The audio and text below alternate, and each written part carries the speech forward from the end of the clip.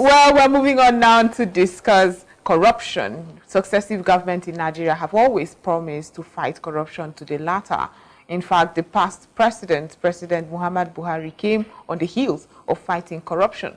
How did his administration go? How would we ensure, you and I, that this present administration would do more in fighting corruption so that we see that economic development that will bring about sustainable, better livelihood for Nigerians? That's what we'll be discussing. And to discuss all of this and the report that was recently churned out is Mr. Lukman Adekunle, Executive Director, 21st Century Community Empowerment for Youth and Women Initiative and cluster member of the Anti-Corruption Cluster of Scale Project. Thank you so much for being part of the program. Thank you for having me, and good morning, Nigerians. Good morning to you too. Good morning and welcome. Great. So Joy has said it, that corruption in Nigeria is as old as almost the country. And sadly, we have had various governments fight this corruption. It has been one thing that we have not gotten right. And I feel it is still one thing that we need to get right, and we'll be able to do every other thing. We have economic institutions that are supposed to fight it, EFCC, ICPC. We've strengthened laws, even the last one, President Muhammadu Buhari, you know. We've tried to have enough anti-graft. We have a lot of anti-graft agencies. I think we have 27 of them. 27? Of government agencies. So what is the problem? Anti-corruption mandate. What's the problem? Okay. Thank you very much. I think that's a straightforward question. I think the major problem is lack of coordination among the government agencies saddled with the responsibility of fighting corruption in Nigeria. And apart from the coordination issue around inter-agency rivalry. And I give you an example. We have multiple government agencies saddled with that responsibility. And up till now, we are still battling with that crisis. Then there is need for government of Nigeria at all levels to go back to the drawing board and review some of our strategies so that we can get it right. And also, it is high time we should change the narrative. I think our problem is not only the corruption, but impunity. If I do it, what happened? What will happen? We introduced TSA as one of the tools to reduce corruption in the public sector. Yeah. But still, within the office of the Accountant General of the Federation, such huge amount of money was siphoned or diverted. It means we need to change our strategies of fighting corruption. And in changing the strategies, there is need for Nigerians to own the process. We should not leave the fighting corruption to government alone. Right. We all have roles to play, no matter how small it is. Yeah. And I give you an example. People drive within Abuja and without obeying traffic light. Right, yeah. That is corrupt act. But people will tell you, if I do it, what will happen? Not knowing that you can cause a lot of damages for other road users. Because if I see an amber, I will expect that the red light will come. If you should disobey the traffic light, the next person will be affected. Yeah. Let's look at it from that angle. Look at issue of driver's license. People will tell you that I can drive without driver's license. Is that what our law says? The answer is no. So that is why we need to overhaul our system at all levels.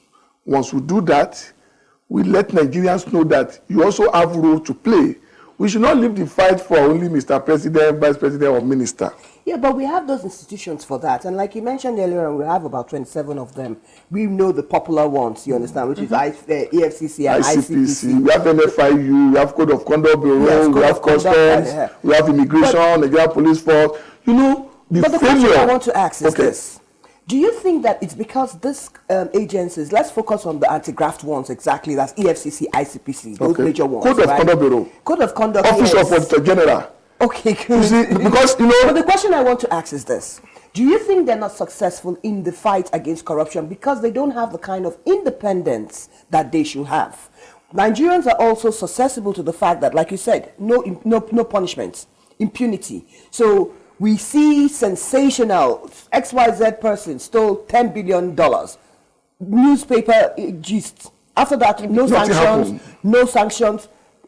People complain. Sometimes it's selective, or we just select a certain people or a certain, we're hunting this person. Is it the problem starting from the institutions themselves that they don't have the kind of independence that they should have to enforce or empower them to do the jobs they need to do? That is one of the major problems. Now, if you look at the CPI, the Corruption Perception Index, released by Transparency International on annual basis, which is one of the indicators that investors use to know which country to go to, we are not doing well. We are not doing well not because we have multiple government agencies fighting corruption. Our problem is systemic. I agree with you. Systemic in the sense that we have, look at Code of Conduct Bureau, for example. It is the mother of all anti-corruption agencies, established by constitution, not by act of parliament. EFCC was established by act of parliament, ICPC by act of parliament. Yes. But Code of Conduct Bureau and Office of Auditor General are mother of all anti-corruption agencies. But go and look at the budget government is giving them, and you want them to fight corruption. Have you been to the office in Federal Secretariat, Code of Conduct Bureau? You will pity those guys. We are still talking about political office holders, public servants to fill asset declaration form. Exactly. Filling it in analog manner. Why can't we digitalize it? Yes, good point. So that I've been elected, yes. I should know that the first point of preventing corruption or to exhibit that political will is to first of all fill my form. I should be able to sit down in my sitting room and press button, fill all my assets, upload it to their website. Then all other things now follows. Now to answer your question specifically, we have agencies that are not empowered financially, technically. And one thing is for the government to appropriate budget for EFCC or ICPC or any of the agencies. Right. Another thing is to release the money to them.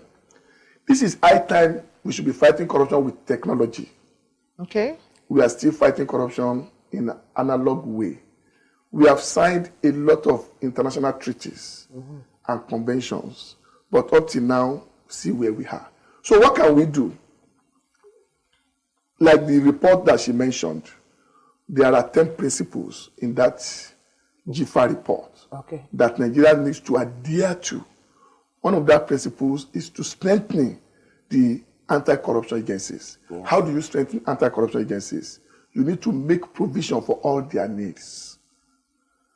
Pay their salaries well, pay their emolument well, let them have conducive office, so that, like, let me give you an example of ACTU. What's that? ACTU, ACTU. Okay. Anti-Corruption and Transparency Unit. Right. It is formation from ICPC Act.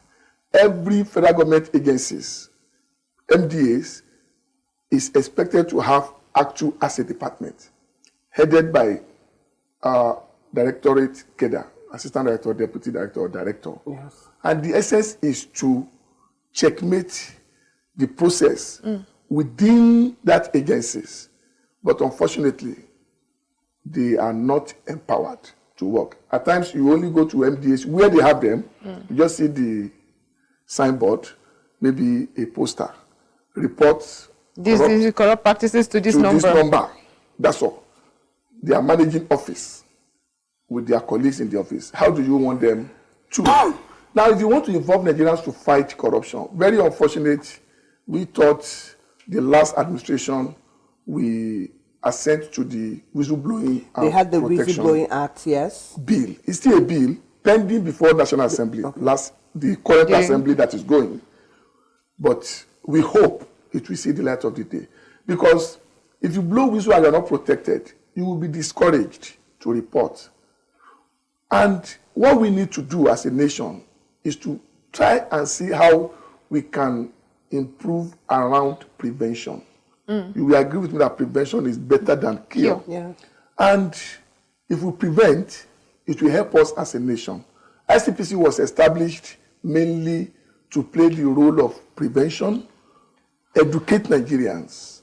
One of their major mandates is to do system review across the MDAs and identify vulnerabilities and also develop action plan to block those vulnerabilities. TSA is one of the preventive tools, but unfortunately it's not well implemented.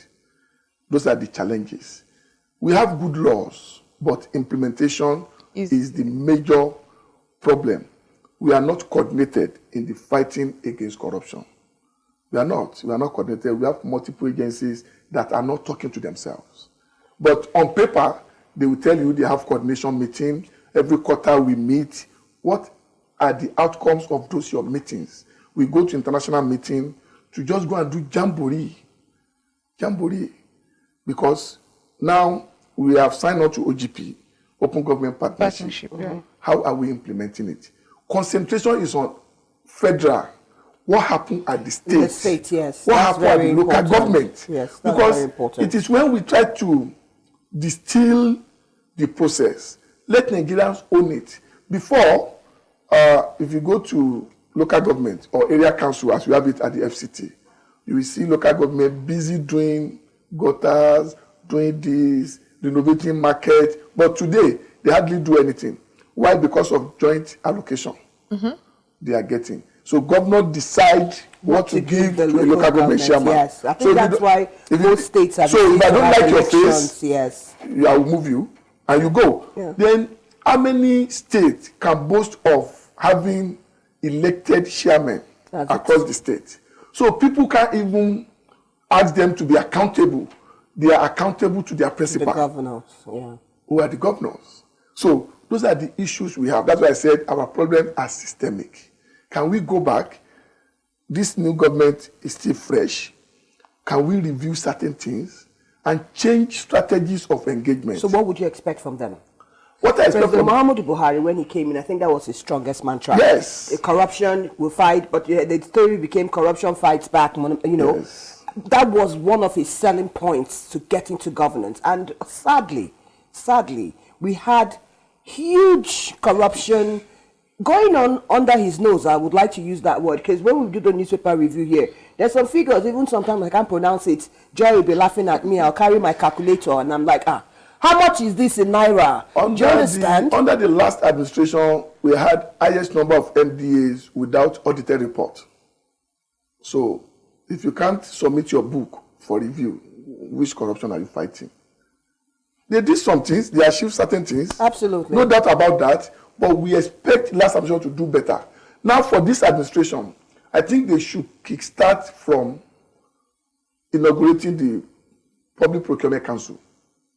Research has shown to us that over 80% of corrupt practices, It's from contracts. either in public or private, comes through From contracts. contracts, yes. Yes. So if you can have that council in place that will checkmate the regulator, which is Bureau of Public Procurement. BPP is a regulator. But we already have BPP as a regulator, But so what difference? if you look at the law, the BPP Act, the Public Procurement Act 2007, the first provision there says the president shall constitute Public Procurement Council. That council is like their board. Right. That what FEC are doing every Wednesday awarding contract is the responsibility of that council. Okay. Isn't it just taking it from one table to another table? It's beyond and that. let me say why I say so, because I don't want to rule out the Nigerian factor. Nigerians, When you say Nigerian factor, I want to explain. Well, there's some, if it's not a goat or a ram or snake swallowing money, there's a Nigerian factor. Let's not, you understand? There's some corruption cases. There's so many probes that when you hear Niger Delta, NDC, what do you call NDDC. it? It's a very good place. When you talk about abandoned projects, multiple projects, doing the same project over and over and over and over. The Nigerian factor we won't rule out. I want to even bring it down, narrow it to simple things like employment. okay, Where you have people paying people to get employed in government agencies. So that's what I mean by the Nigerian factor. Okay. So it doesn't, I feel that until we are able to strengthen institutions, so when we get to the point where we say, it doesn't matter who you are, up there, down here, Yoruba, Hausa, Igbo, Christian, Muslim, as long as you've broken the law. Yes, once you've broken the law, there's sanctions, and we see. Yeah, I don't think until we get to that point that the Nigerian factor will always come in, that once you put people in places, they tend to cheat or steal. I agree with you when you mention Nigerian factor, but which is still part of the system failure of our government. Look at, as a salary earner, they deduct my tax from source. Yes. Am I getting the value for your deduction? The value for my deduction? The answer is no. No. Hardly you go to any building in Abuja, you will not see borehole, except if you are in the city center. If you are outside city center, you are using borehole. People are now rushing for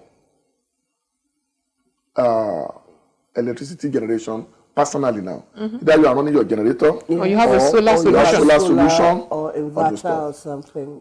It's either you pay for vigilante in your area, or you are coming out by yourself with your landlords and your tenants, so that you can secure your family and your properties. Yes. Then where is my money going? So it is when Nigeria owns the process. We should not leave it for government alone. Okay. Now, to discuss the report that we roll out as a cluster and anchor relationship on scale project, we look at GIFA report. GIFA is a global forum on asset recovery. Okay. GIFA was the outcome of the London Anti-Corruption Summit in 2016 in London. And GIFA was convened in Washington, D.C. in December. And 4 countries were used as case studies: Nigeria, Ukraine, Tunisia, and Sri Lanka. Okay. To look at the asset recovery effort of those countries. We can't take that away from the last administration in terms of asset recovery. Yes, we we saw a lot of that. We did well. The challenge now is management and utilization of those assets returned. Okay. But still, they still went further to sign into law the proceeds of crime bill into law. It now becomes, we call it then popular poker. Now, we have the law in place now. One of the provisions of that law is for the anti-corruption agencies to set up a directorate that will be managing the asset recovered. So initially, as civil society organization, we advocated for coordinated asset recovery and management. But unfortunately, that couldn't scale through in the past law. But now, because we are running away from duplication, absolutely. But now we've gone back to that duplication now, which is one of our major problems that I mentioned earlier.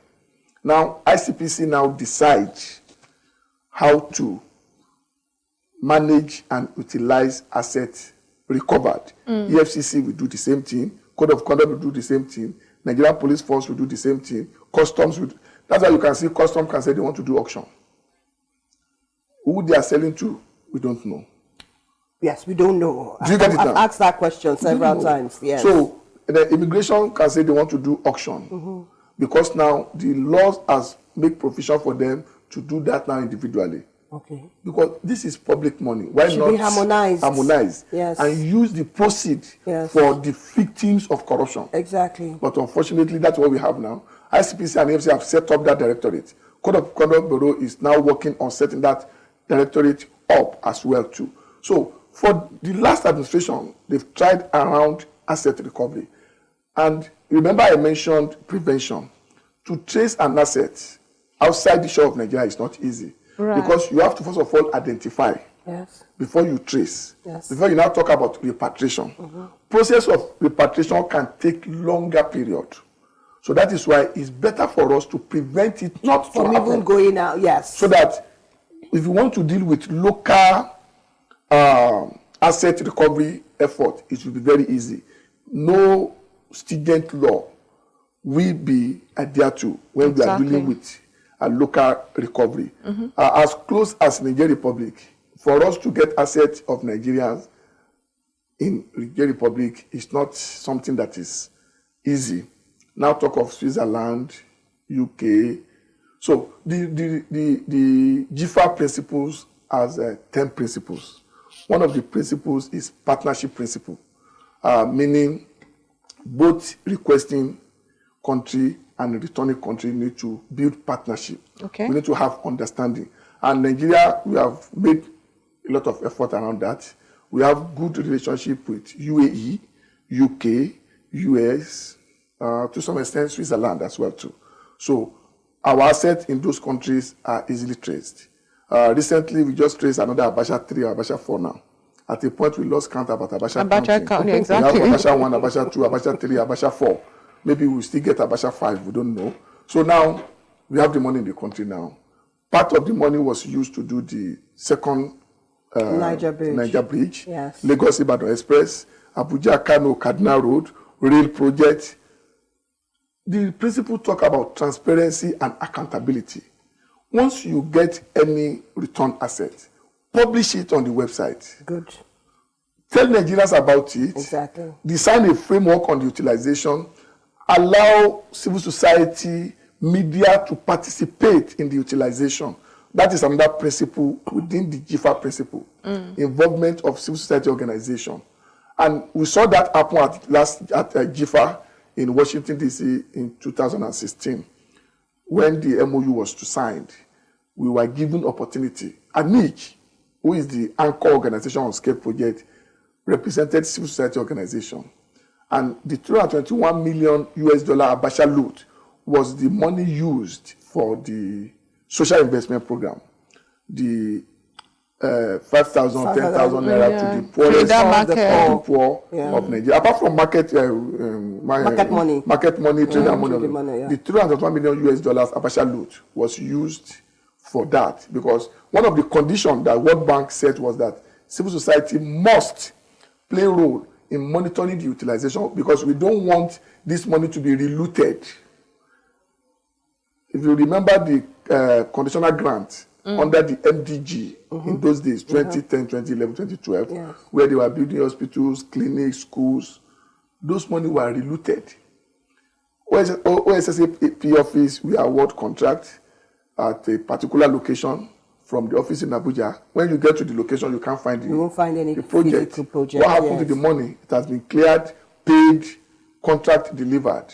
So we said we don't want such to happen. So among the principles out of the 10, we have participation of civil society organization. We have mutual interest principle that countries need to have mutual understanding. Yes, this is your money. Yes, you have identified it, you have traced it. This is the process of repatriating it. So we said no country should deny the owners of their resources. Once you have ascertained that truly this money belongs to them. So then another principle is you should not allow the looters to benefit from the proceeds of that money. That is why we are not doing well around that. You will still see looters, we still go to court, hire sons to go to court to go and fight. To go and fight for them. But ICPC have some provisions in their law that they are trying now to use to block that. So we are not doing bad, but we can do better. We can do better, and we surely get there. Unfortunately, we've run out of time, and we need to invite you again for another section, because there's a lot to. There's a new administration, so we want to start from the beginning. Like, okay, all eyes on you. You know, let's get this country rolling and let's get it right. But I want to say thank you, Mr. Lukman Adekunle, Executive Director, 21st Century Community Empowerment for Youth and Women Initiative, and cluster member of the Anti-Corruption Cluster of Scale Project. Thank you so much for being on ASO Morning. Thank you for having me. Great. And then that's how we wrap it up this morning. But of course, we want to say thank you so much for being with us. And my name is Ifunanya Yvonne Amafili. And I am Joy Asaye. Thank you so much for being part of the program. We'll be back tomorrow.